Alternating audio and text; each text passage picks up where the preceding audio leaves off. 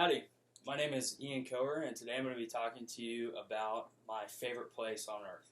Now, my favorite place on earth is a little off the beaten path. It's not really somewhere that you would go on vacation or bring your family or somewhere that is very well known. It's got a very small population, but it's the country of Iceland.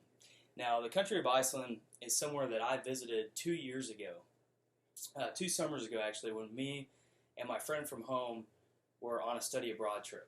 And we were on the study abroad trip in Salamanca, Spain, where we had 2 semesters of schooling. And between our 2 semesters, we had 5 days. And in this 5 days, we decided that we wanted to travel somewhere great, somewhere awesome.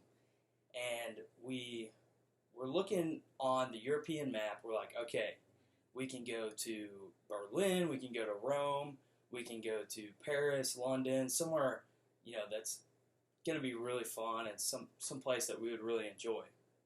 Then we got to thinking and we said, well, none of those places are really unique. Now, there's a lot of fun places or things to do in these places, but we want to go somewhere that nobody really goes to and that, we can look back when we're 70 years old on a rocking chair and say, we did it right, and we went to a place that we'll remember for the rest of our lives. And we're both big fly fishermen, and we had heard that Iceland has the biggest brown trout in the world. So we looked on the computer, we booked a plane flight, and we got a fishing guide, and we were off to Iceland. And when we first got to Iceland, I was in awe. I was absolutely stunned at the scenery there. There's a large misconception that Iceland is this meek, icy place, but it's not. It is lush. It's green. The fjords, the mountains, the glaciers, the vegetation, the black sand beaches. It was beautiful, and it's a scenery that I'll never forget, and that has always stuck with me. So when we were in Iceland, we were obviously fly fishing, and one of the days that we were fly fishing, we had a tough day. It was really windy. It was cold outside. The fish weren't really biting. It was the worst dream for a fly fisherman. But anyways, I can remember it like yesterday. We were having this tough day, and we walk to a new spot. And on the ground, I spotted an eagle feather. And when I spotted that feather, I picked it up and I looked at our fishing guide. His name was Ikafur.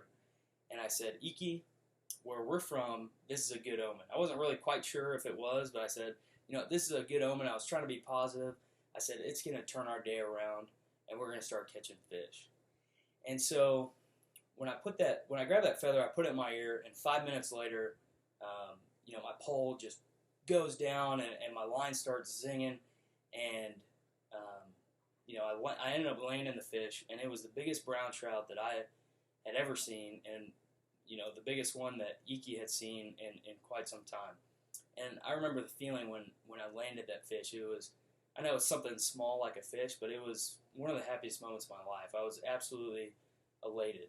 I can remember everything about that moment, from what our fishing guide was wearing to the smell in the air, and that's just an experience that you can't replicate, and that turned Iceland into an obsession for me. It's my favorite place on this planet, so much so that I have not been back there since I went 2 years ago. However, my brother and I are planning a trip in May.